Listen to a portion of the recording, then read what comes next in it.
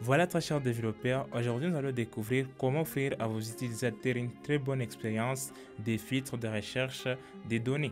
Alors pour cette vidéo, nous allons créer cette petite application e-commerce. Vraiment, ce n'est pas très complète, mais c'est juste une petite application qui va illustrer comment donner une expérience de recherche et des filtres à vos utilisateurs avec des jolies animations. Mais aussi, on va utiliser React Query pour rechercher des données à notre API.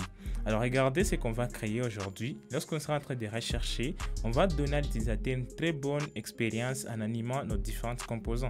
Regardez, lorsqu'on est en train de chercher, les différentes cartes sont en train de s'animer d'une manière là jolie avec une bonne expérience. Ça disparaît, ça apparaît, etc. Et lorsque les produits disparaissent du tri ou de l'arborescence des React ou du DOM, directement il y a une animation. Alors ça, c'est créé juste avec React. Donc, nous allons aussi utiliser Tailwind CSS. C'est grâce à ça qu'on va parvenir à créer ça. Alors, ça, c'est une très bonne expérience que vous pouvez offrir à vos utilisateurs. Et sans pour tarder, on va commencer la partie pratique.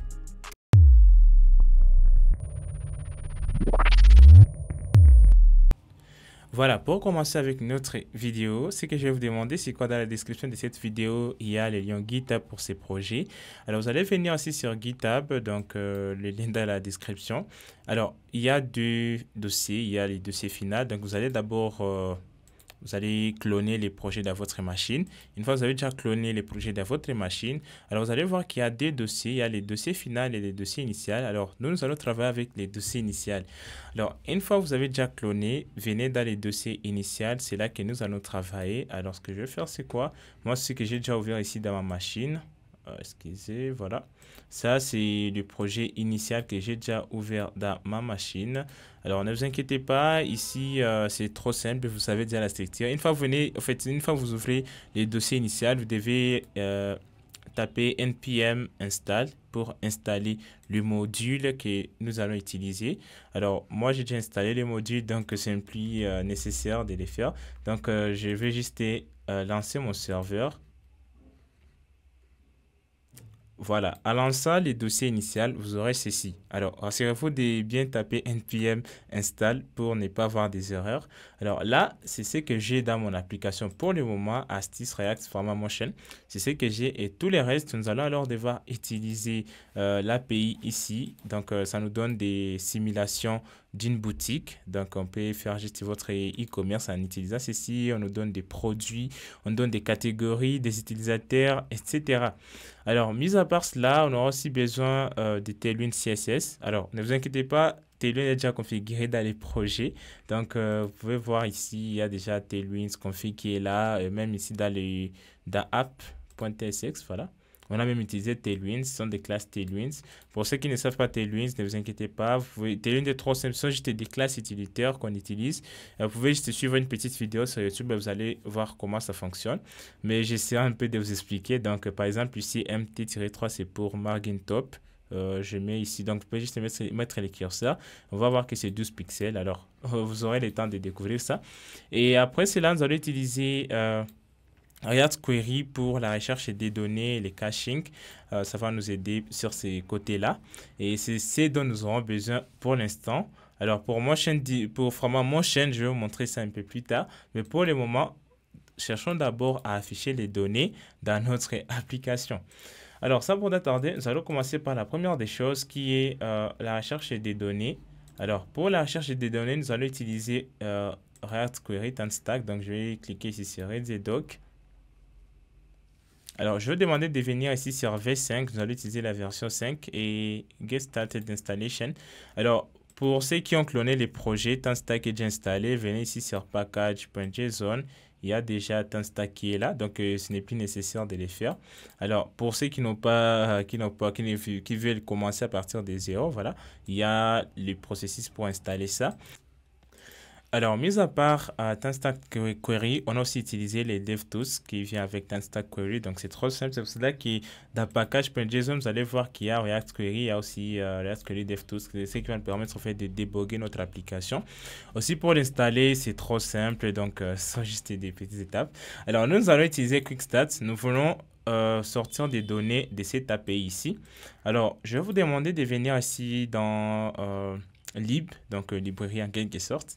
Alors, j'ai créé des fonctions pour vous. Donc, l'API que nous allons utiliser, c'est l'API ici pour trouver des données, les produits, mais aussi nous allons utiliser cette API ici pour trouver les catégories. Alors, j'ai créé des fonctions pour vous pour nous faciliter bien sûr la tâche. Alors voilà. Mais aussi, je dois vous montrer une autre chose. Ce sont les types avant de vous montrer ça. Alors, j'ai conçu les types de nos produits parce que nous utilisons TypeScript et nous devons avoir des types pour chaque produit, pour chaque donnée que nous allons utiliser. C'est pourquoi j'ai créé les dossiers types et dans le dossier type, j'ai créé les modules pour nos produits. Alors, pour nos produits, nous avons le produit en soi qui a aussi qui comprend la catégorie et pour chaque catégorie on a besoin de l'ID, du nom, de l'image, création, etc. Donc pour chaque produit on a besoin de l'ID, du titre, du prix, de l'image, description, voilà, on a besoin de tout ça pour que ça puisse marcher. Alors c'est ça nos modèles. Alors je vais venir aussi dans lib. Alors, la première des choses, c'est la recherche des catégories. Alors, pour chercher la catégorie, j'ai utilisé la fonction fetch.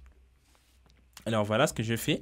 Const get catégorie, donc c'est la fonction que nous devons appeler pour recevoir toutes les catégories.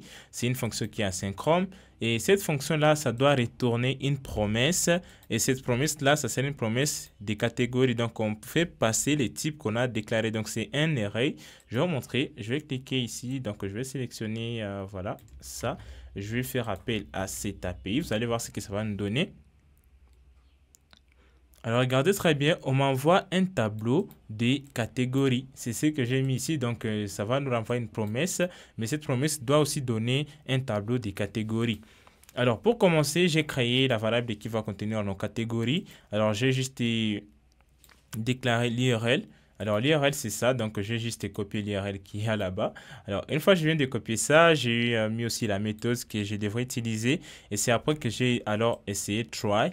Donc, j'ai essayé. Donc, je demande au navigateur d'essayer, donc de chercher une réponse à l'URL et la méthode sera get. Alors, une fois j'ai les réponses à retour, je les aurai en tant que texte.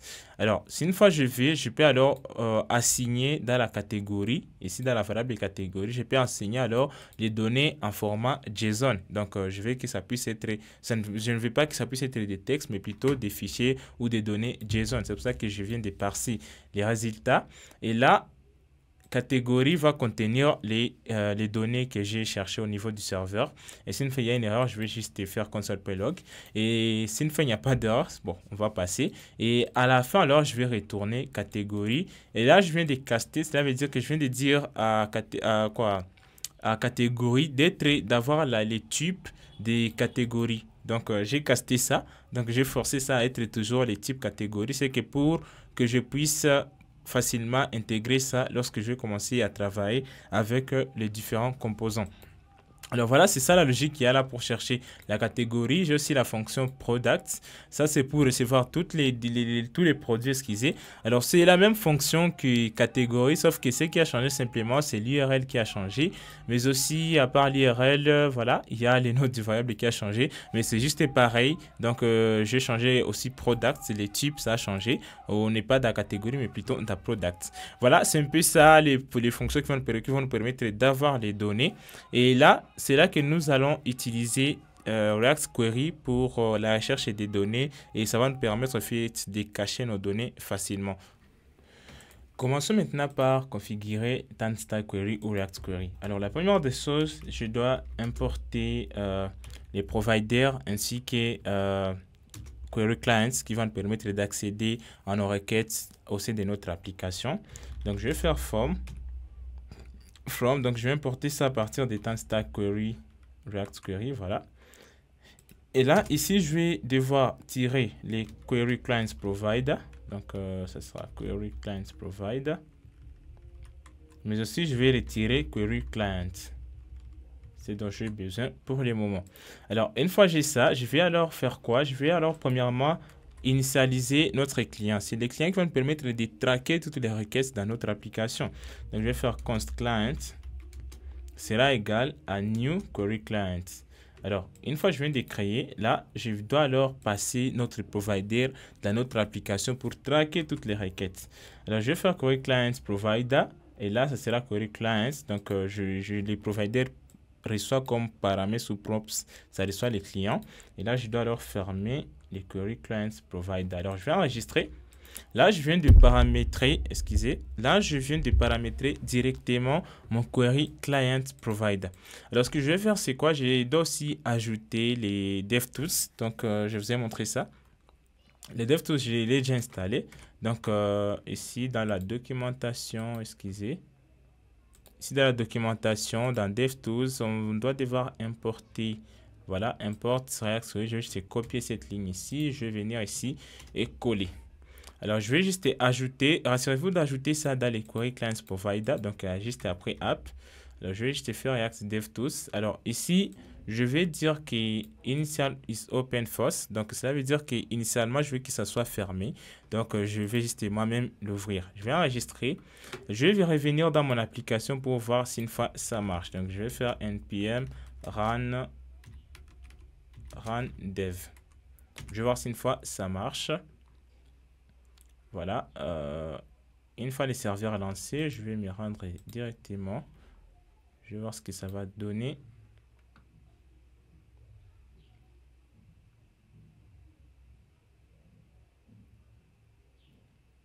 Voilà, directement ça marche. Regardez là en bas, j'ai déjà l'icône du DevTools des React Query.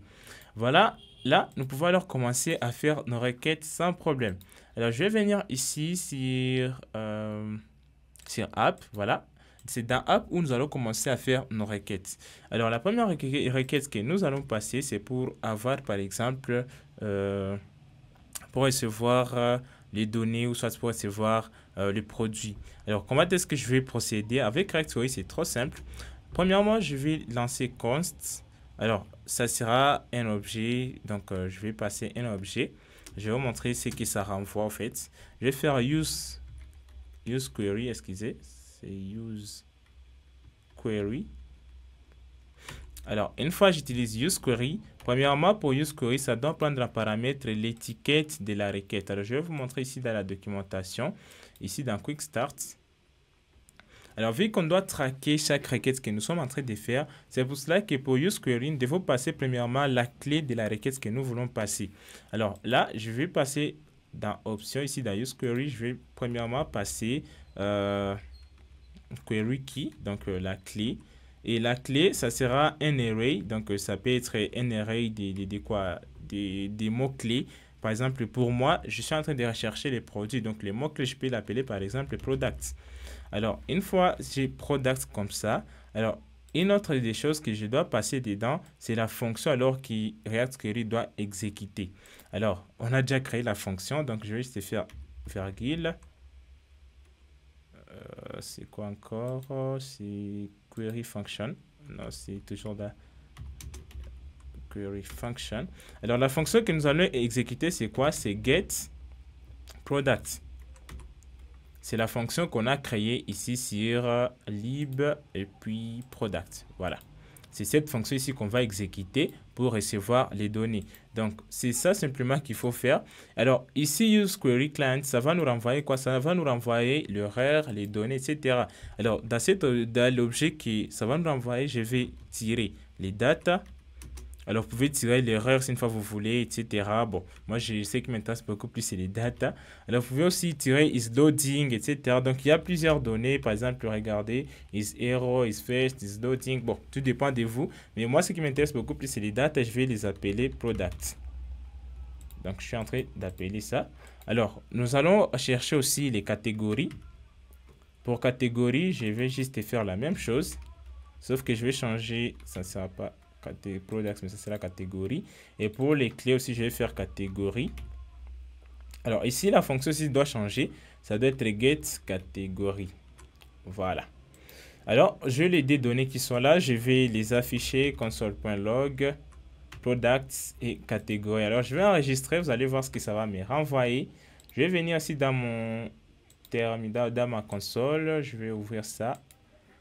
Inspecter, voilà, je vais voir ici dans console, regardez ce que je vais trouver automatiquement, voilà, j'ai mon array des données. Donc, ça sont les produits que je viens d'avoir c'est de notre serveur. Et j'ai aussi les nombres des catégories qui sont là et tous sont des tableaux. Voilà, nous avons déjà nos données. Nous sommes prêts à faire d'autres choses.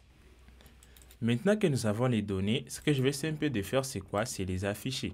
Alors, moi, je ne vais pas les afficher directement ici. J'ai créé un composant que j'ai appelé filtre section. Donc, je vais faire appel à ces composants. Ce sera filtre section. Voilà, je vais importer ces composants-là. Je vais venir ici. Je vais voir si une fois ça s'affiche.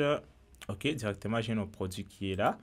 OK, c'est que il y a déjà la recherche qui est là, il y a nos produits, il n'y a rien du tout. Donc, pour filtre section, il n'y a rien du tout, il n'y a que juste des props. Alors, pour que ces composants puissent marcher très bien, nous devons y passer nos catégories ainsi que nos produits. Donc, dans props, ce que je vais faire, c'est quoi? Je vais recevoir product. Product qui sera un tableau de produits. Donc, product, voilà, les types. Une fois que je termine avec product, ça va recevoir aussi catégorie, qui sera aussi un tableau de catégories. Voilà, alors ici, je peux les importer dans props, catégorie, ainsi que products. Voilà, une fois c'est terminé, je dois alors les afficher. Alors, j'ai catégorie et j'ai products. Comment est-ce que je vais faire? Ce que je vais faire, c'est quoi? Je vais premièrement, je vais venir ici, je vais vous montrer ce que je vais faire. Je vais créer une variable que je vais appeler filtered product. Donc, par exemple, c'est la variable qui va contenir les données filtrées. Donc, filtered, excusez, product. Voilà. Donc, je vais utiliser useState. Ce n'est pas encore importé. Donc, pour les données filtrées, ils auront les types de products et je vais initialiser par défaut par products. Alors ça, ce n'est pas vraiment une très meilleure façon de le faire, mais nous, on va initialiser cette variable ici. Juste lorsque le composant sera lancé directement, on initialise cette variable, excusez. Donc, je vais venir ici et là, je vais faire cette filtered product ou product. Et au cas où les données changent, bien sûr, nous voulons que nous puissions actualiser aussi notre composant. Donc, à chaque fois qu'il y a modification de products, nous allons actualiser nos données. Alors, je vais enregistrer. Je vais faire console.log filtered products pour voir ce que ça va donner. Alors, je vais un peu essayer de supprimer les commentaires que j'ai mis ici. Alors, ici, j'ai une erreur. Je dois passer en paramètre. Alors, j'ai défini qu'ici, on doit recevoir les produits et les catégories. Donc, je vais venir ici et je vais passer product. Sera égal alors à product que j'ai créé. Et puis, je vais passer catégorie. Sera égal à catégorie. Voilà. Là, on est quitte avec cette section ici. Voilà, il y a une erreur. Product.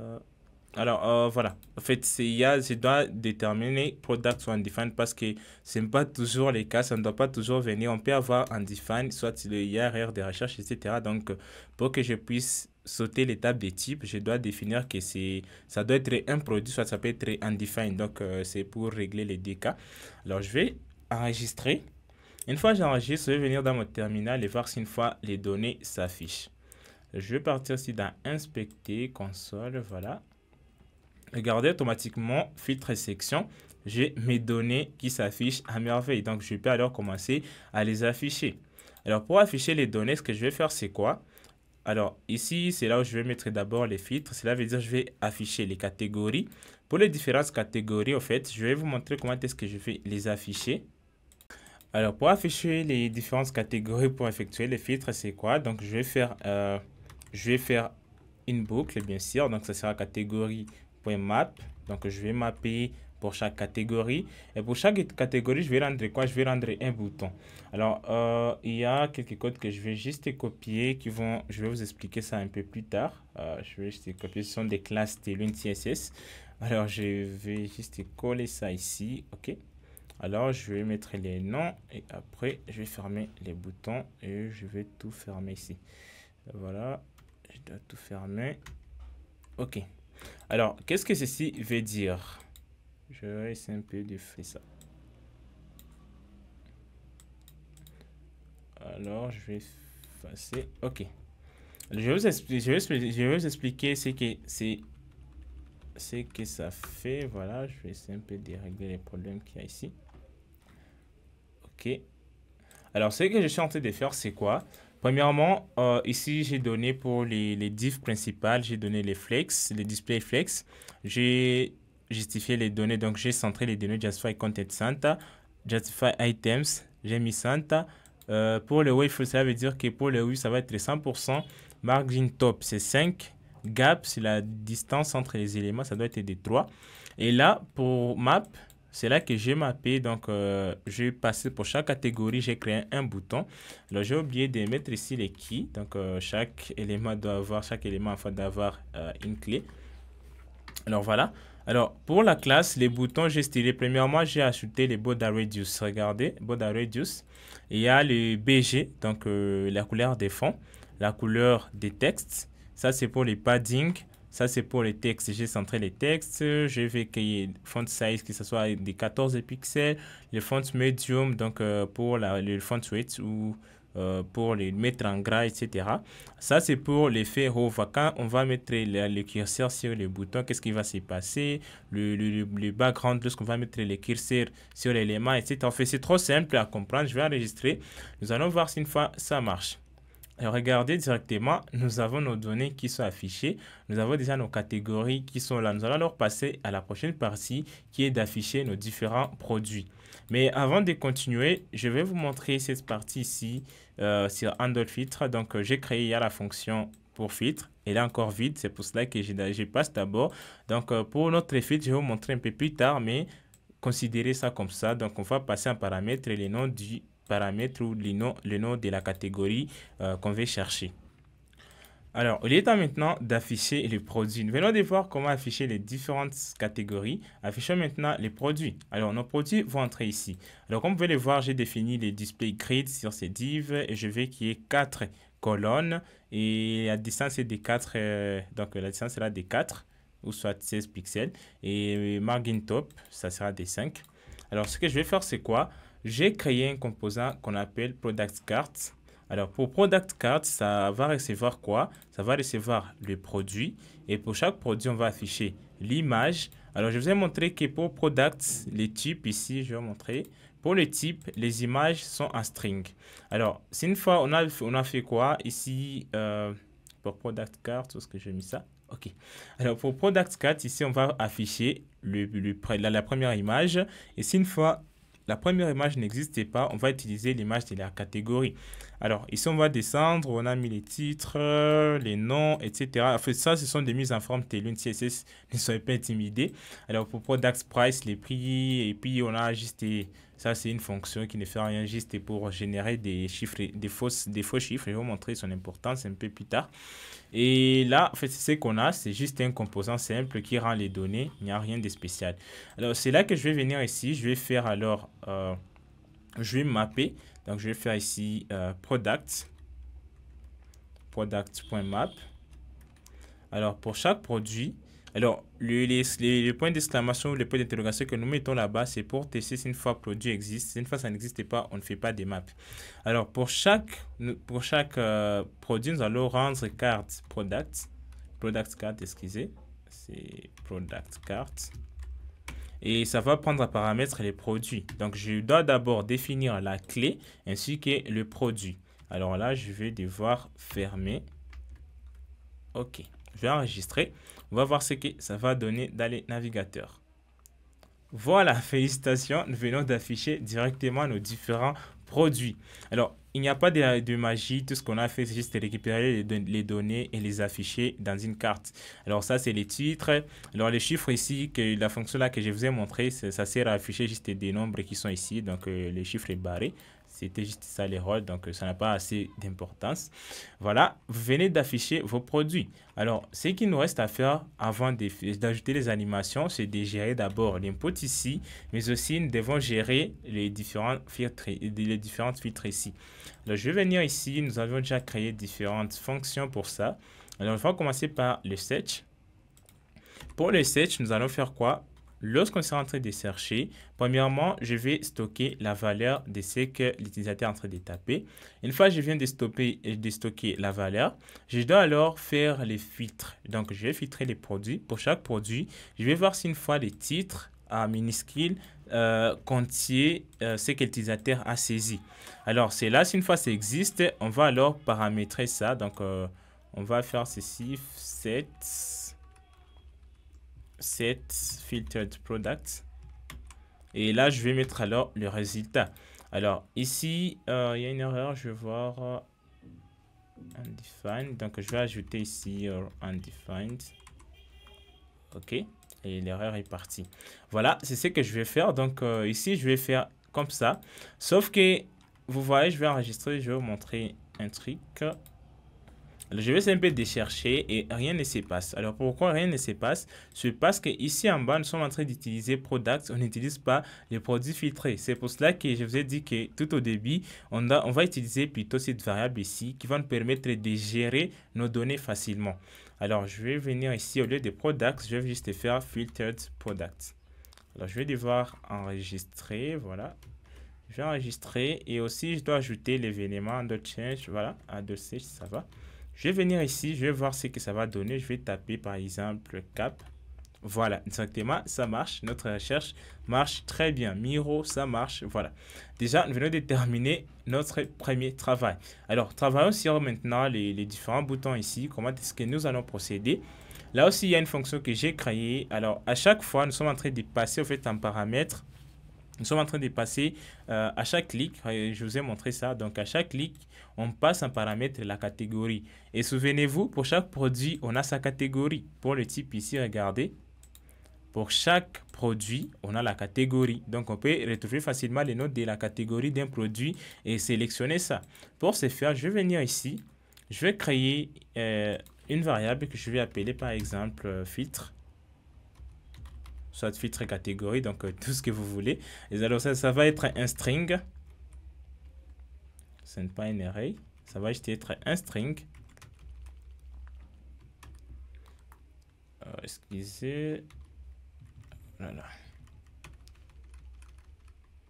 Alors pour le moment, c'est un string qui est vide. Donc il n'y a rien dedans. Pourquoi ça fait ça? Alors, pour le moment, c'est juste un string qui est vide. Alors, lorsqu'on sera en train de chercher, on va juste changer la valeur. Donc, ce que je vais faire, c'est quoi? Premièrement, je dois enregistrer la catégorie qu'on a sélectionnée. Deuxièmement, je dois alors chercher les résultats. Donc, je vais filtrer pour chaque produit. Je vais juste simplement récupérer là où products.category.name. Donc là où le nom de la catégorie égale à la catégorie qu'on a passée en paramètre. Et c'est là que je vais alors afficher les résultats. Donc je vais actualiser mes données qui sont dans Filtered Products. Je vais enregistrer, je vais vous montrer à quoi ça sert. Maintenant, je vais cliquer sur Choose. Voilà, on me rapporte simplement la catégorie Shoes. Alors, je vais cliquer sur fourniture. OK, directement, je sais qu'il y a la fourniture électronique. Voilà, c'est que ça marche très bien. Alors, maintenant, nous allons passer à une autre étape. Regardez, ici, je viens de faire des filtres de sorte que je ne sais plus comment rentrer. Je dois actualiser. Alors, je vais ajouter un petit bouton pour me remettre, donc, pour tout effacer, pour effacer les filtres. Donc, je vais venir ici avant notre boucle. Voilà, je vais juste copier ce qu'il y a ici. Je vais copier ça. Et là, je vais coller. Et ici, ce que je vais faire, c'est quoi? Au lieu de passer cast-name, je vais juste passer un petit string. Donc, il n'y a rien du tout, ça sera vide.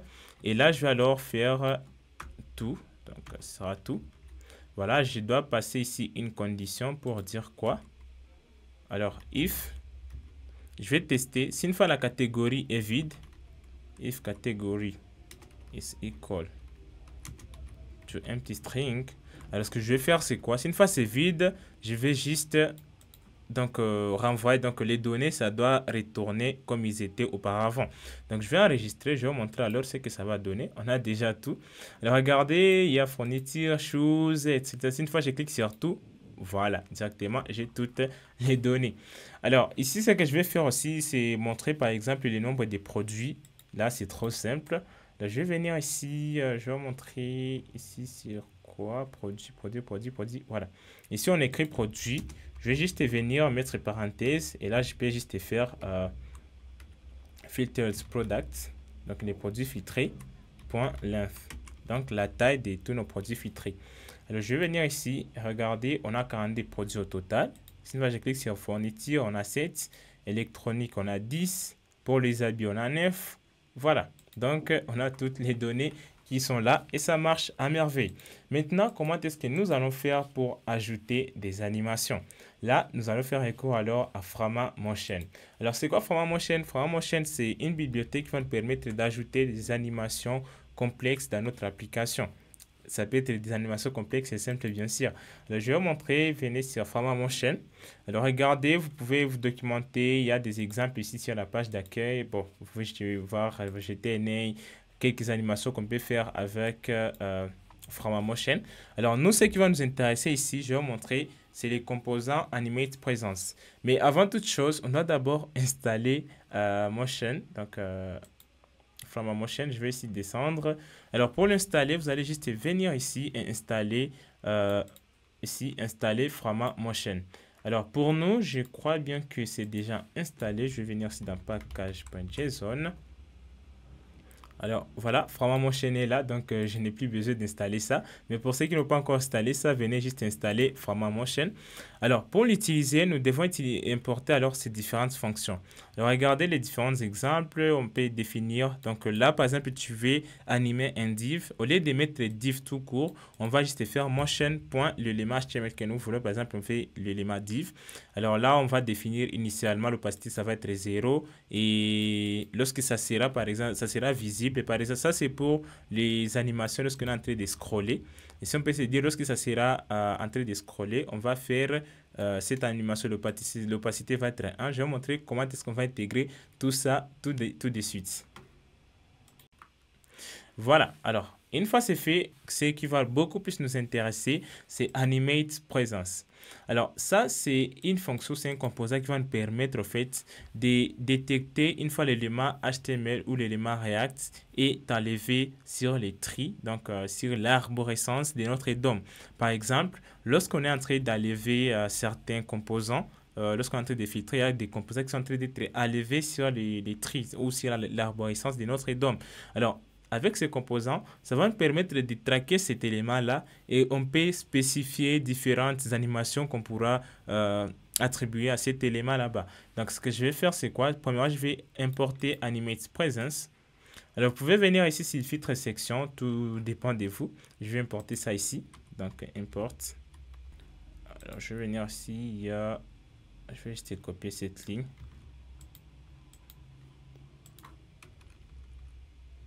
Alors, je vais utiliser simplement Animate Presence. Et ça, ce que je vais en fait tester, c'est quoi? Je vais tester chaque carte. C'est pour cela que je vais venir mettre ça juste avant chaque carte. Comme ça, je vais monter ici les produits. OK.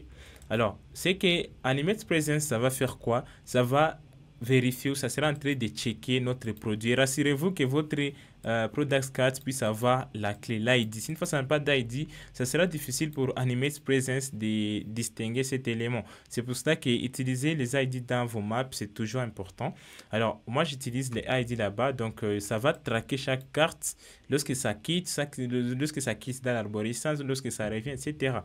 Alors, je vais enregistrer. Alors, ce que je vais faire, c'est quoi? Dans Product Card, je vais alors définir l'animation que je vais afficher, que je vais attribuer, par exemple, à mes composants lorsque ça va apparaître, lorsque ça va disparaître. Alors, je peux juste copier. Attendez, avant toute chose, je dois d'abord importer les motion, parce qu'on va utiliser motion ici, ce qui va nous permettre d'ajouter des animations sur nos éléments. Alors, je vais venir... Oh non, qu'est-ce que je fais? Je vais venir ici et coller. Une fois je viens de coller, voilà. J'ai motion qui est là. Et une fois j'ai motion, ce que je vais faire, c'est quoi? Au lieu d'un simple div, je vais faire motion.div. Alors, en faisant simplement comme ça, je viens d'avoir accès à toutes les fonctionnalités de Frama Motion. Alors, voilà, je vais effacer. Donc là, je peux définir les minutes de transition. Je peux définir plusieurs éléments comme je veux. Alors, je vais vous montrer ce que l'animation que je vais définir. Je vais juste copier ça. Je vais vous montrer, je vais vous expliquer cette animation-là, ce que ça veut dire. Voilà, je vais voir ce que je l'ai mis. OK. Alors, voilà ce que je viens de définir. Alors, pour notre application, premièrement, on a l'animation initiale. Alors, initialement, notre carte aura l'opacité de 0.6, donc ça ne sera pas vraiment très visible. Et là, pour les côtés gauche, je vais dire, ça va être des séquences. Alors, pour l'animation, ça va être de l'opacité, donc on va jouer avec l'opacité, ça sera entre, donc l'opacité va être 1, auparavant c'était 0.6, on va mettre ça à 1. Et une fois Y, donc ça va sortir des séquences plutôt à 0. Donc on va leur mettre l'élément à la place où il doit être. Et après, lorsque ça va sortir maintenant de l'arborescence, qu'est-ce qu'on va faire? On va réduire aussi l'opacité à 0. Et pour la transition, alors, c'est la durée. Alors, notre transition va faire combien de temps? Moi, j'ai choisi par exemple 0.4. Tout dépend de vous. Pouvez mettre 5 ou soit pour 4 secondes, etc. Donc, tout dépend de votre préférence. Alors, on a ajouté layout ici, c'est pour que ces éléments puissent aussi être identifiés dans notre layout et que ça puisse afficher différentes animations. Regardez, je vais supprimer les layouts d'abord pour voir ce que ça va donner. Alors, je vais venir ici et dans vite, voilà, je vais simplement défiltrer. Regardez, j'ai des animations, mais les animations vraiment ne sont pas très bonnes. C'est un peu bizarre nos animations. C'est pour cela que je vais alors ajouter layout. Et les layouts, ça va nous permettre alors de traquer au fait, excusez, ça va nous permettre maintenant de traquer nos éléments dans l'élément parent. Ça va nous permettre d'avoir une position qui est fixe et ça va permettre d'avoir un bon rendu. Je vais enregistrer, je vais vous montrer, ok. Alors, je vais simplement défiltrer. Waouh, regardez ça. Waouh! Directement, il y a l'effet qui est appliqué. Donc, voilà, très cher développeur. Je vais essayer un peu de chercher quelque chose. Une fois j'ai fait T, ok, automatiquement ça marche. Je peux faire high, voilà. Automatiquement, regardez, les données sont en train de changer. Voilà, très chers développeurs, venez de voir comment créer ces jolies animations avec React.js et Motion. Alors, vous pouvez définir aussi quelques animations lorsqu'on sera en train de descendre, comme je vous ai montré ici. Pour l'animation, c'est quoi? Où est-ce que ça se trouve encore?